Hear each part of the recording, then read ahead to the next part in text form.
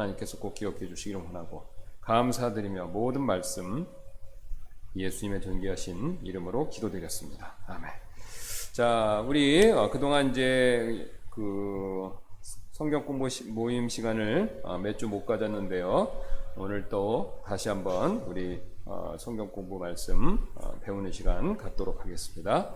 우리 그래서 지금까지 계속 이제 믿음에 관한 거, 구원에 대한 기본적인 내용들 살펴보고 있습니다. 우리가 이제 전도를 어떻게 할 것인가라는 방법에 이어서 우리가 이제 참된 믿음이 무엇인지, 또 참된 회개가 무엇인지, 그리고 이제 그것과 관계돼서 우리가 혼동하기 쉬운 내용들, 구원의 확신과 관계돼서 혼동하기 쉬운 내용들을 이렇게 살펴봤습니다. 자, 그래서 다시 한번 제가 또 강조해서 말씀드리면, 우리가 구원 어떻게 받습니까? 성경은 딱 한 가지 방법만 말씀하죠. 행위? 노력? 아니면은 뭐 종교의식?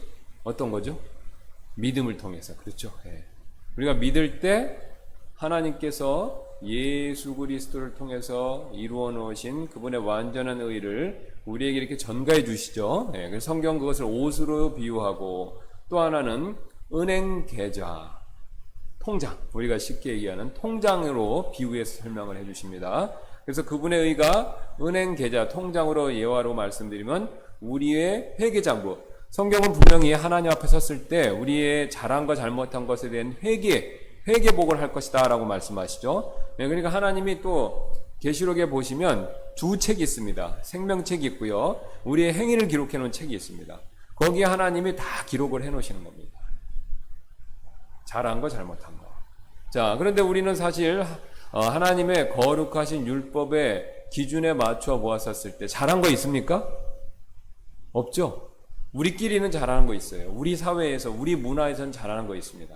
근데 하나님의 기준을 놓고 봤었을 때 하나님의 율법, 오늘 요즘에 우리 우투만 목사님의 오후에 십계명 하시는데 그 십계명의 기준에 놓고 봤었을 때 거기에 도달할 수 있는 사람은 아무도 없다는 거예요. 이것을 깨닫는 게 굉장히 중요합니다. 근데 사람은 본시 우리가 죄인이기 때문에 다른 사람 말을 잘 안 듣고, 그 다음에 자기를 이렇게 부풀리고, 그 다음에 자기가 잘할 수 있다고 착각하기 때문에 하나님의 말씀, 특별히 율법의 십계명의 말씀을 통해서 보여주는 우리가 그 높은 하나님의 수준에 도달할 수 없다라는 것을 그걸 모른다는 거죠. 또 알아도 인정하고 싶어 하지도 않고요. 대표적으로 10번째 계명인 욕심 부리지 마라. 욕심 안 부리는 사람은 어디 있습니까? 근데 지금 우리는 이 물질 문명이 발달한, 조금 어려운 말로는 자본주의, 풍요로운 사회에 살고 있어요. 그래서 풍요로운 사회에 살고 있다 보니까 욕심을 내는 거는 괜찮은 겁니다. 그렇죠? 욕심 없으면 바보다 그러죠. 가질 게 많으니까 욕심을 내서 많이 가지라고 가르칩니다. 자, 그러나 하나님의 말씀의 기준에서 봤을 때는요, 그건 죄라는 거죠. 물론 그렇다고 물질이나 이런 걸 갖지 말고 우리 다 산속에 들어가서 우리가 수도사처럼 살아야 된다, 그런 뜻은 아니죠. 물질은 같대, 수고해서 어때, 그것에 대해서 욕심은, 그것에 대해 탐심은 갖지 말아야 된다는 것이죠. 자, 그런 맥락에서 볼 때 우리는 분명히 하나님의 완벽한 율법의 요구사항 도달할 수 없습니다. 이룰 수 없습니다.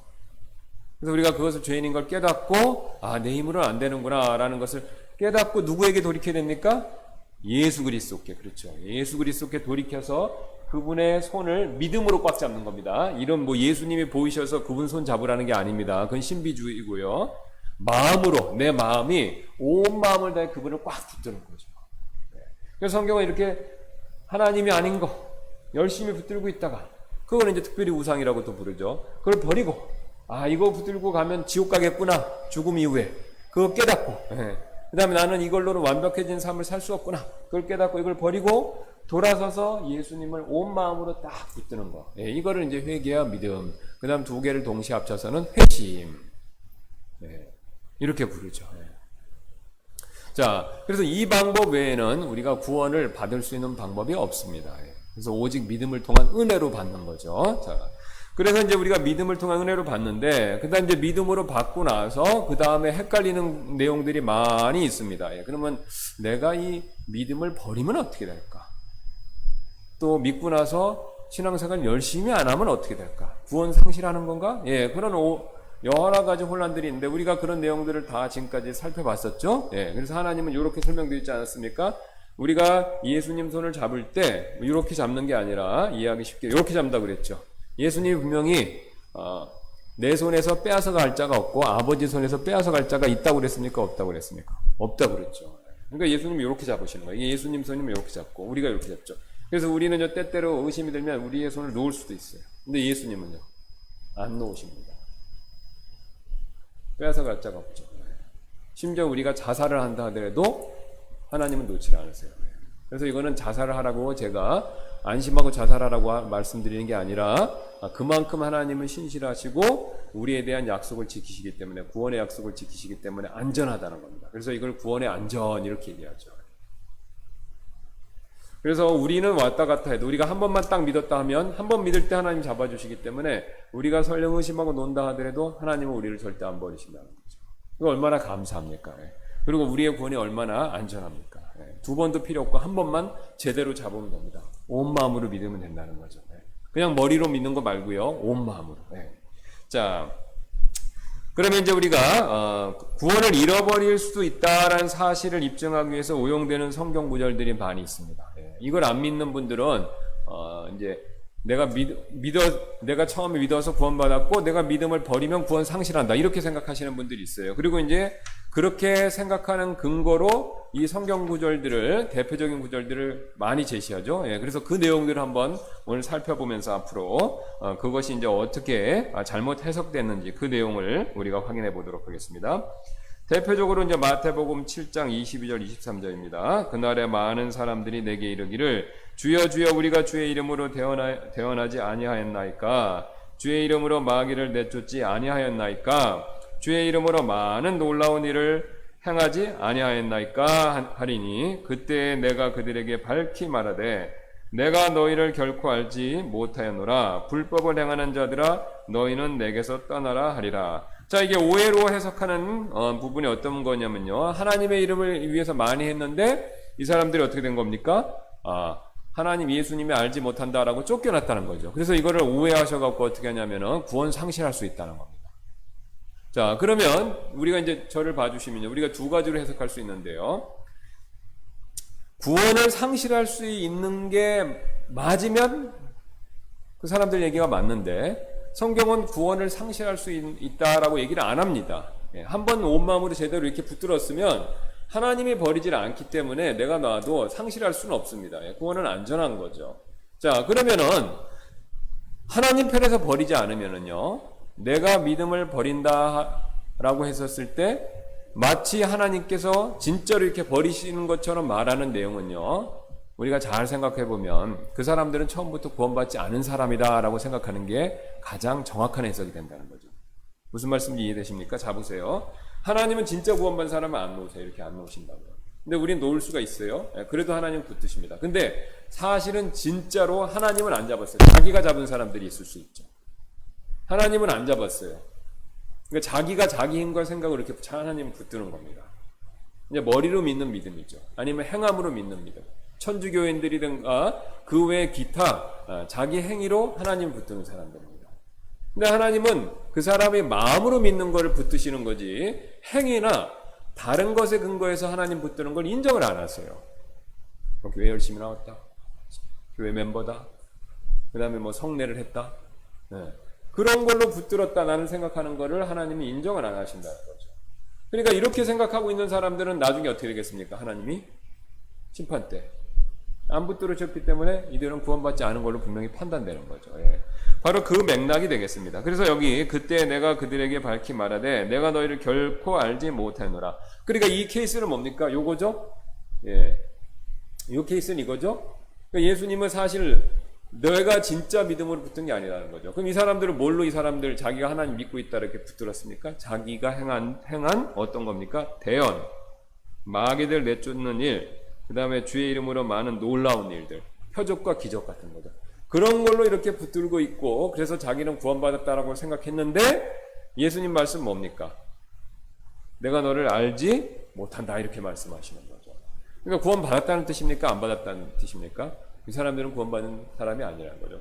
그러면 이런 질문이 있어요. 어떻게 그러면 이 사람들이 구원 안 받았는데 대언도 하고 마귀도 내쫓고 이렇게 많은 놀라운 일을 행할 수 있습니까? 라고 했었을 때, 여러분, 사탄도 혈육과 기적과 이적을 흉내냅니다. 그렇죠? 그리고 가장 대표적인 게 누구냐면 적그리스도를 생각하시면 돼요. 적그리스도가 이제 앞으로 장차 올 건데 적그리스도가 놀라운 얘기를 합니다. 그가 대언도 하고요. 거짓 영을 받아갖고 대언을 합니다. 근데 그게 기가 막힌 거예요. 그 다음에 표적도 베풀어요. 심지어는 그가 죽은 것 같았는데 죽었었는데 살아납니다. 예수님을 흉내내서. 그 사람들이 전 세상 사람들이 그걸 다 믿어요. 그 다음에 우리 구역의 내용을 보시면 거짓 대언자들도 다 합니다. 대표적으로 모세하고 겨루었던 파라오의 마법사들. 그 사람들은 어떤 일을 했습니까? 모세가 자기 지팡이를 탁 던지니까 그게 뱀이 됐잖아요. 하나님이 주신 권능에 받아서. 그랬더니 파라오가 자기 마법사들에게 너희도 해봐. 그러니까 어떻게 했어요? 자기들도 탁 하니까 어떻게 됐습니까? 뱀 됐죠? 근데 이제 모세가 만든 뱀이 어떻게 됐습니까? 그 파라오의 마법사들이 만든 뱀을 삼켜버렸습니다.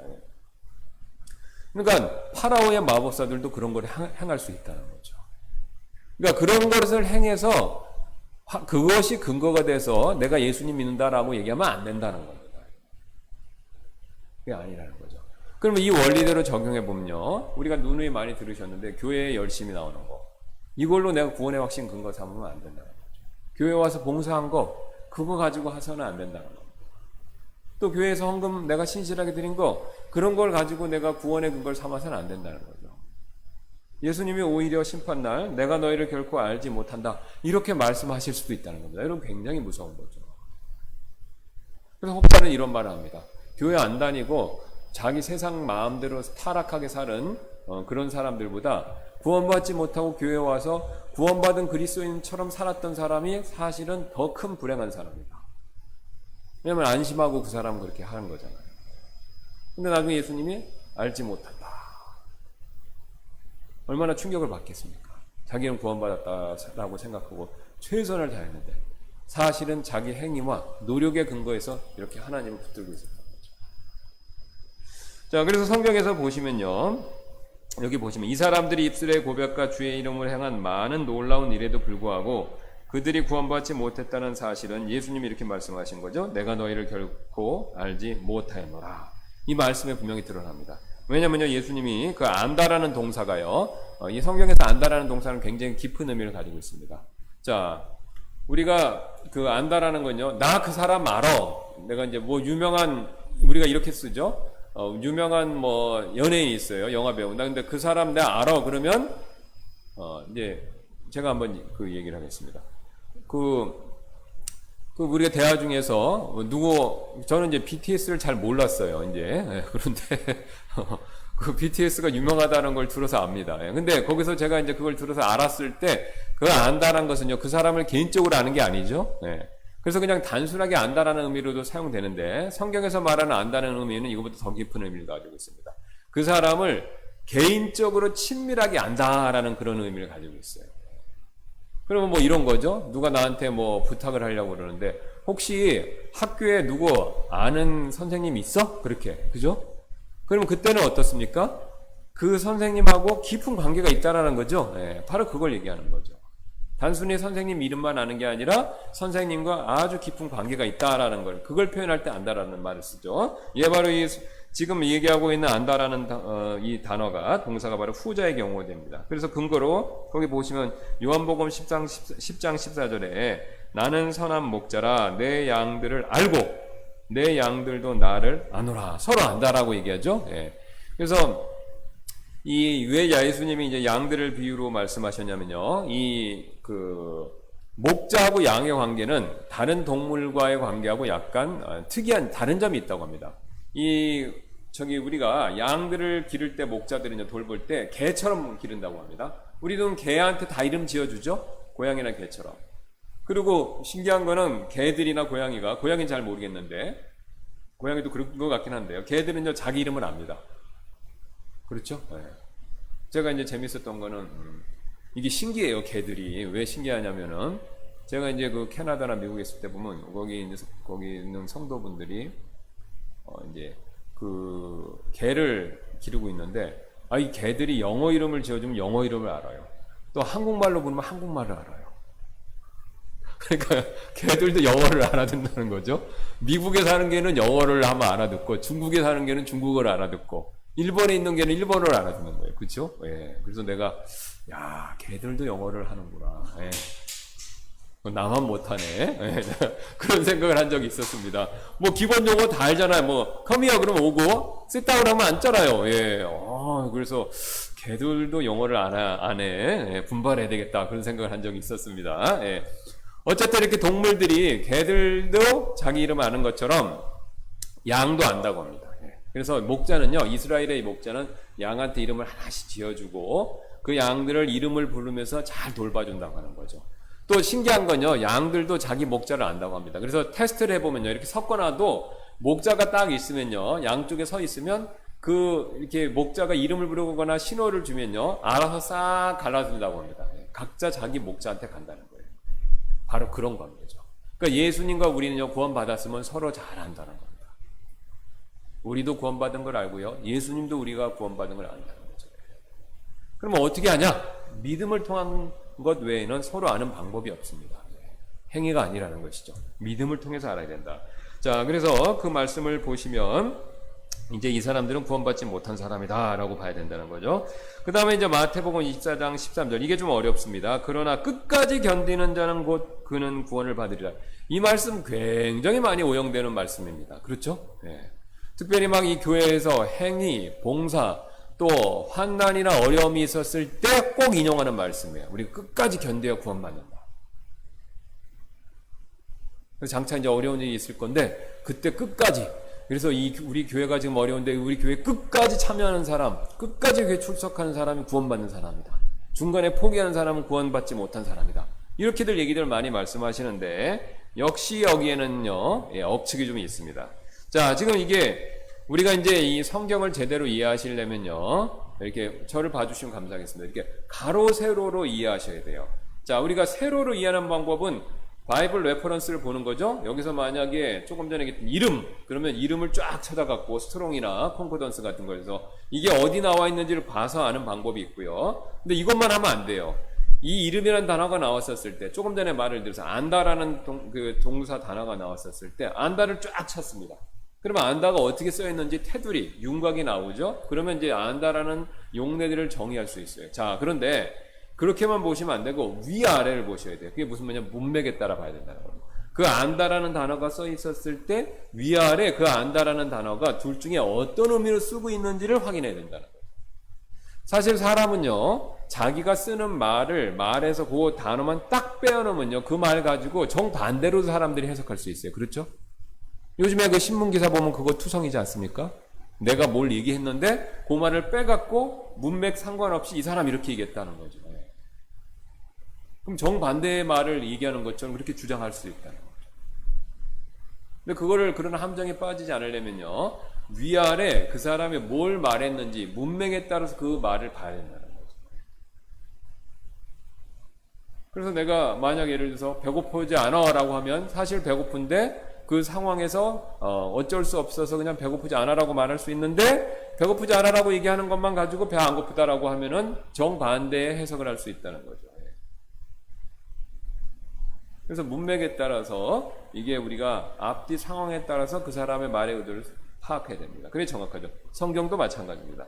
마태복음 24장 한번 가시면요, 우리 거기 가시면 이 마태복음은 특징이 있습니다. 이 마태복음은 이 마태라는 사람이 유대인입니다. 세리였죠. 그 다음에 이 마태가 마태복음을 썼었을 때는 우리 이방인들 보라고 쓴 게 아닙니다. 처음에는요. 물론 이제 하나님 말씀이니까 궁극적으로 우리도 보지만요, 마태가 이걸 썼었을 때는 유대인이 워낙 예수님을 안 믿어요. 물론 이제 초대교회는 유대인들 중심으로 했지만 유대인들이 민족적으로는 예수님을 거부했습니다. 그러니까 대다수 사람들이 안 믿었다는 거예요. 그럼 굉장히 신기하지 않습니까? 하나님이 이스라엘 유대인 민족을 왜 만드셨습니까? 아브라함을 통해서. 하나님 잘 섬기는 민족. 그리고 그 유대인 통해서 누구를 보내주시려고요? 메시아 그리스도를 보내주시려고 그랬죠.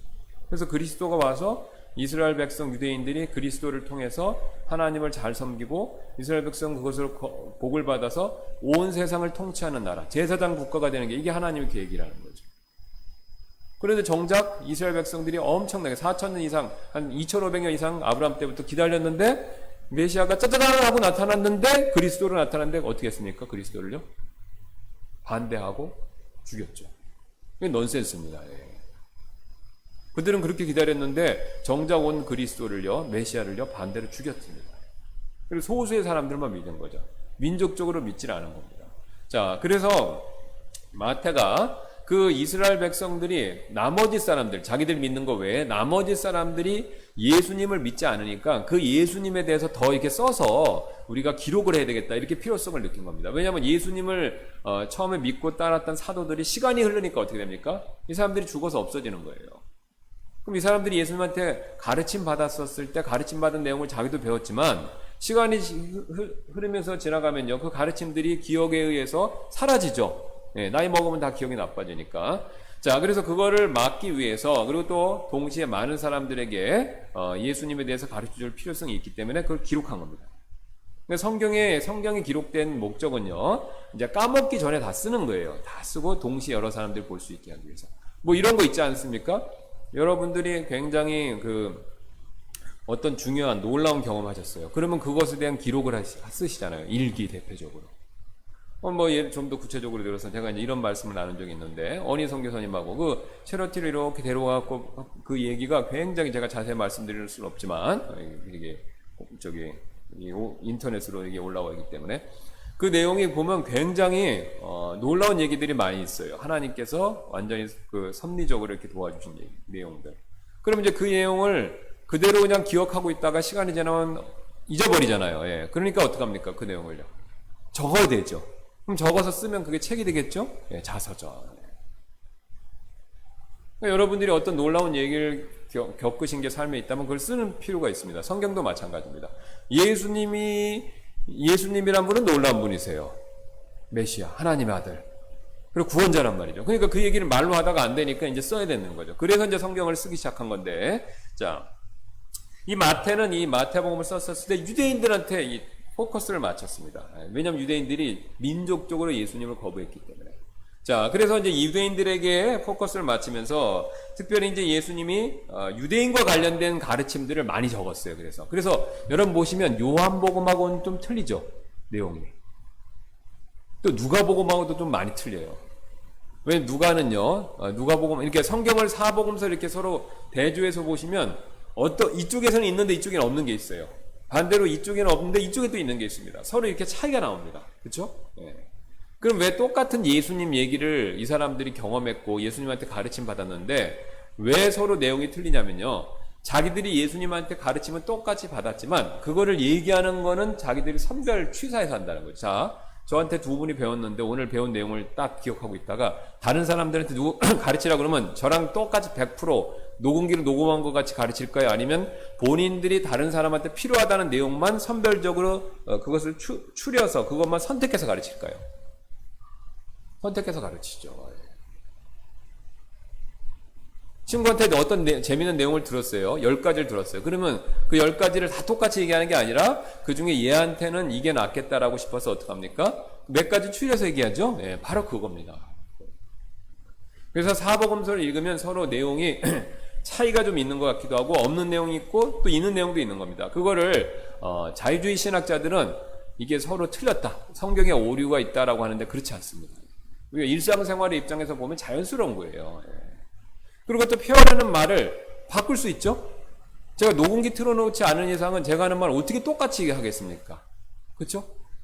마침표까지 어떻게 똑같이, 쉼표까지 어떻게 똑같이 찍어서 할 수 있겠어요? 그냥 그 적은 내용을 녹음을 하던가 그거를 타이핑을 쳐서 똑같이 해서 속기사가 기록한 것 같이 그렇게 주는 거 외에는 그런 방법, 그렇게 할 수가 없죠. 예. 표현도 살짝 바꾼다는 겁니다. 그러니까 똑같은 내용이지만 마태, 마가, 누가, 심지어 요한도 말을 표현하는 방법을 좀 바꾼 거예요. 그럼 말을 바꾼 게 틀린 거냐? 틀린 게 아니라는 거죠. 거기에서 강조하고 싶은 말을 좀 더 두드러지게 얘기하는 겁니다. 제가 만약에 검은 옷을 입었는데, 목사님이 검은 양복을 입었는데 짙은 검은색을 입었어라고 얘기할 수도 있고, 아니면은 진한 검은색을 입었어 이렇게 얘기할 수도 있는 거죠. 그러니까 내용상 틀린 건 아니죠. 검었다라는 건 똑같은데 그 검은색에 대한 표현은 틀릴 수 있죠. 왜냐하면 저쪽에서 보신 분은 더 이게 햇빛이 비치니까 덜 검게 보일 수 있고, 이쪽에서 분은 더 검게 보일 수도 있는 거죠. 그러면 양쪽 다 검은 걸 봤는데 시각 차이가 있는데 그걸 틀렸다? 그렇게 얘기할 수 없는 겁니다. 예. 똑같은 사람 앉아도 등지고 앉고 정반대로 앉으면 눈이 부셔서 그 사람 얼굴이 다르게 보이지 않습니까? 그렇죠? 예. 다르게 보이잖아요. 똑같은 옷도 입었으면요, 어디에 쓰느냐에 따라 다르게 보이죠. 분위기가 틀리게 보이죠. 마찬가지입니다. 예. 그런 표현의 자유가 있기 때문에 하나님께서는 기계적으로 우리를 그렇게 성경을 기록하게 하신 것이 아니고 그 사람들이 보는 관점을 인정하고 그것들을 허락하셔서 쓰게 한 거죠. 자, 그렇게 쓰되 오류는 있습니까? 오류는 없죠. 왜 없냐? 성령님이 감독을 하신 거예요. 그러니까 오류 없는 내에서 자유롭게 쓰게 하신 겁니다. 오류가 있으면 성경 말씀이 아니니까, 하나님 말씀이 아니니까 오류는 없되 그 안에서 자유롭게 쓰신 거예요. 그러니까 내가 전한 얘기가 틀리진 않지만 내 관점에서 얘기한 거는 맞다는 거죠. 그 법정 진술에서 그거 다 인정합니다. 서로 진술할 때 틀리잖아요. 네, 틀렸는데 그거를 앵무새처럼 똑같이 얘기하면 이 사람 사실이라고 얘기하는 게 아니라 정황을 보고 인정한다는 거죠. 재판받을 때도 그런다는 겁니다. 네. 자, 그래서 이제 그런 맥락에서 이해하시면서 여기 보시면, 그러면 이제 마태복음 특별히 24장, 25장이 중요한데요. 자, 한번 보시겠습니다. 마태복음 24장 보시면요. 한번 보시면, 거기 이제 우리 한글로 된 킹제임스 흥정역에는요, 왕이 성전의 멸망을 예고함. 그 다음에 1절, 2절 다음에 3절 보시면 그 위에 왕이 다시 오는 때와 세상 종말의 표적 이렇게 얘기하죠. 그러니까 지금 여기야 24장 25절은요 특별히 우리가 감람산 광화 올리벳 디스커션이라고 그래서 영어로는 그 예수님이 돌아가시기 직전에 올리브산 감람산에서 기도하셨잖아요. 제자들한테 마지막으로 가르치신 내용이에요. 근데 이 가르치신 내용이 뭐냐면요, 이스라엘 민족이 어떻게 될 거냐 이겁니다. 자, 다시 한번요. 교회가 어떻게 될 거냐는 것이 아니라 우리 이스라엘 민족이 장차 어떻게 됩니까? 그러니까 예수님이 이제 이스라엘 민족을 앞으로 주 70년에 이제 어떻게 됩니까? 예루살렘 성전이 망한다. 네, 그 다음에 이스라엘 민족은 예수님 다시 오실 때 어떻게 됩니까? 라고 했었을 때 예수님이 자신이 이스라엘 민족에게 오실 때를 얘기한 겁니다. 자, 다시 한번요. 이 온 세상에도 예수님이 오시지만 특별히 예수님이 온 세상에 다시 오실 때, 재림하실 때 이스라엘 민족에게는 어떤 일이 일어납니까? 요거를 얘기하는 겁니다. 예, 요거. 차이점 아시겠습니까? 예. 그러니까 예수님이 이 세상에 다시 오지만 이방인들에게 일어난 일하고요, 이스라엘 백성들에게 일어난 일은 차이가 있습니다. 예. 그럼 어떤 차이가 있죠? 자, 예수님이 지금 다시 이 땅에 오시면요, 지금이라도 오늘 오시면 어떻게 됩니까? 우리 이방인들 교회는 들림받죠. 그걸 휴가라고 부릅니다. 그래서 들림받습니다. 예. 다 들림받아요. 그래서 그 다음에 또 구원받은 이스라엘에 살고 있는 전 세계에 있는 구원받은 이스라엘 사람들도 다 들림받아요. 예. 구원받은 이스라엘 사람들도 다 들림받습니다. 자, 근데 이제 그러면 어떤 일이 벌어지냐면, 그러면 이 세상에 안 믿는 이방인들이 있고요. 그 다음에 안 믿는 유대인들이 여전히 남아있겠죠?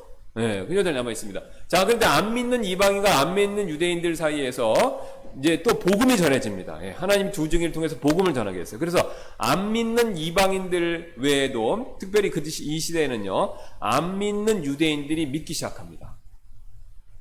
왜냐면요, 엄청난 박해를 받아요. 적그리스도가 출현하면서 이 적그리스도가 이제 어떤 일을 하냐면 전 세계 평화를 이끌어내죠.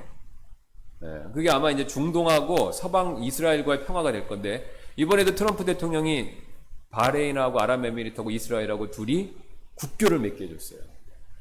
네, 저는 이제 개인적으로는 이제 트럼프 대통령을 반대하진 않습니다. 네, 반대하진 않는데 뭐 트럼프 대통령이 뭐 적그리스도와 이런 뜻으로 말씀드리는 게 아닙니다. 네, 그런데 어쨌든 두 이스라엘하고 아랍 국가 둘하고 이렇게 탁 협정을 맺었어요. 네. 근데 적그리스도가 나타나면요, 전체 아랍 세계하고 이스라엘하고 평화 협정을 맺습니다. 근데 이거는요, 아무도 못했어요. 인류 역사상 이스라엘의 건국한 이래로 그 아무도 이스라엘하고 이 아랍하고 이스마엘 후손이잖아요. 여기하고 화평하게 지나게 한 때도 없습니다. 근데 그걸 누가 하냐? 적그리스도가 합니다. 적그리스도가 그걸 매죠. 그러니까 전 세계가 박수치겠죠. 야, 이 사람 노벨 평화상 10개 받아도 모자라. 이렇게 하고. 그러면 그 사람에 대한 외교술, 또 정치력, 이것에 대해서 굉장히 사람들이 찬사를 보내겠죠. 자, 그러면서 그 사람들이 온 세상으로부터 자기가 존경과 그 다음 권위를 인정받으면서 어떤 일을 하냐? 이스라엘 백성들 지금 그 예루살렘 있는 곳에 이스라엘 백성들이 수건이 있어요. 땅을 예루살렘을 회복하긴 했는데 반 정도는 아직 남았지만 예루살렘 그 중에서 반 중에서 예루살렘 중에 이제 성전 부분의 3분의 2 정도는 지금 차지했죠. 반 정도는 차지했습니다. 근데 이스라엘 백성들이 굉장히 수건이 있어요. 뭐가 있냐면 성전을 지어야 돼요. 근데 성전을 지어야 되는데 성전의 일부분은 자기들이 차지했어요. 그때 이제 그 6.1 전쟁 이런 걸 하면서요. 근데 나머지 반 부분은 그 전체가 이스라엘 땅이지만 나머지 반 부분은 완전히 수복을 못했습니다. 왜 못했냐? 그 나머지 성전 이 지역의 나머지 3분의 1 부분이 누구냐? 어디 그게 거기에 뭐가 있냐면 황금돔 사원이 있어요. 그 이슬람의 3대 성지입니다. 그 중에 한 곳이 황금돔 사원이에요. 그 이슬람 사람들 전설에 의하면 마호메트가 여기서 그 바위에서 승천했대요. 근데 그 가면 바위가 하나 있습니다. 아무것도 없어요. 그냥 바위가 있고 위에 모스크가 있는 겁니다. 거기 승천했대요. 근데 그게 하필 어디에 있냐면 옛날에 이스라엘 백성들이 지은 헤록 성전의 지성소 자리에 딱 그게 있습니다. 속된 말로 하면 일반적으로 우리가 아는 알박기예요, 지금요. 그러니까 거기 딱 알박기로 되어 있는 겁니다. 근데 이스라엘 사람들이 이걸 치우고 싶어요. 근데 이거 무력으로는 치울 수 있죠. 지금 자기들 관할 지역으로 왔으니까. 그럼 탱크를 밀어붙여서 이거를 탁 치우는 순간 어떻게 됩니까? 예루살렘의 자살 폭탄 테러가 매일 일어나겠죠. 그럼 그걸 지지하는 사람들, 만약 미국에 했다면 미국에도 일어나고, 한국에 했다면 한국도 일어나고. 이스라엘 사람들이 막 미친 듯이 자살 폭탄 테러를 할 겁니다. 아마 전쟁도 하고. 그러니까 아무도 그걸 못 건듭니다. 근데 적그리스도가 그걸 해줘요. 어떻게 해갖고 이슬람 사람들 설득해갖고 그거를 해줍니다. 그래 거기다가 진짜 성전을 짓습니다. 그래서 성전을 짓고 이스라엘 백성들이 거기서 제사를 부활하고 옛날 방식대로 이 하나님 앞에 희생물을 드리는 거 허락해요. 그래서 3년 반 정도 하다가 이제 어떤 일이 벌어지냐면 적그리스도가 드디어 자기 본색을 드러내고 이스라엘 사람들을 핍박하면서 성전 지성소 자리에다가 자기 말하는 형상, 우상을 갖다 놓고 자기를 섬기게 합니다. 그리고 자기가 하나님이다 이렇게 거기서 선언합니다. 이제 바로 그때 예수님이 이 땅의 지상에 재림하시는 겁니다. 그때 바로 하늘에서 엄청난 진노가 쏟아부어지는 거죠. 하나님이 이제 참다가 더 이상은 못 참겠다라고 생각하셔갖고 엄청난 진노, 계시록에 나오죠. 엄청난 진노를 쏟아부으시면서 이 땅에 오시는 겁니다. 올리브산에 오시는 거죠. 그래서 바로 예수님이 이 내용에 관한 것들을 제자들한테 말씀하신 겁니다. 간단하게. 그게 그 내용이 24장, 25장 이야기예요. 그래서 이제 그걸 이제 제3성전이라고 부르는데, 이제 또 그것만 이제 우리나라에서 그 연구하신 분이 있는데 그분이 영화도 만드셨어요. 그래서 나중에 이제 기회가 있으면 그 성전에 대한 내용도 한번 공부해 보시면 미래에 이제 어떤 일이 벌어질지에 대해서 우리가 굉장히 주의 깊게 잘 볼 수가 있습니다. 그래서 이제 지금 그건 사실인데요. 성전 지을 준비는 다 되어 있다고 합니다. 이스라엘 사람들이. 제가 이제 미국에 있을 때 신학교 교수님한테 들었어요. 그게 언약궤도 찾았다는 얘기가 있어요. 아니면 만들었거나 찾았다고. 70년 바벨론 유수 때 그게 없어졌거든요. 네. 아시리아 북왕국 이스라엘은 그 바벨론한테 말고 남왕국 유다는 아시리아 바벨론한테 말았는데 그 다음에 이게 언약궤가 사라져 버렸어요. 근데 그게 어디 있는지 찾았다는 얘기가 있습니다. 그러니까 다 준비해 놓고 지금 기술적으로도 다 준비돼 있고 돈도 다 돼 있고 성전 기물도 다 만들어 놨다고 합니다. 어떻게 지을지도 다 설계도 돼 있고요. 그래서 전 세계 유대인들이 다 유대인들 미국의 부자들 많잖아요. 그 사람들이 다 이게 모금을 해갖고 기금도 다 있다고 합니다. 적그리스도만 출현하면 만들 수 있는 거죠. 생각했던 것보다 이상으로 예수님 오실 때가 굉장히 가깝다는 거죠. 물론 예수님은 늘 언제든지 오실 수 있는데 이 돌아가는 정황이 그걸 더 잘 보여준다는 겁니다. 그래서 이제 재밌는 거는 이스라엘 사람들이요, 요 성전에 그 다윗의 벽이라고 하는 데가 있어요. 거기에 뭐냐면은 통곡의 벽이죠. 성전의 한 측면만 남고 이쪽은 다 망했죠. 한 측면이 안 무너진 데가 있어요. 거기 가서 맨날 이 사람들이 이렇게 기도하는 거 아시죠?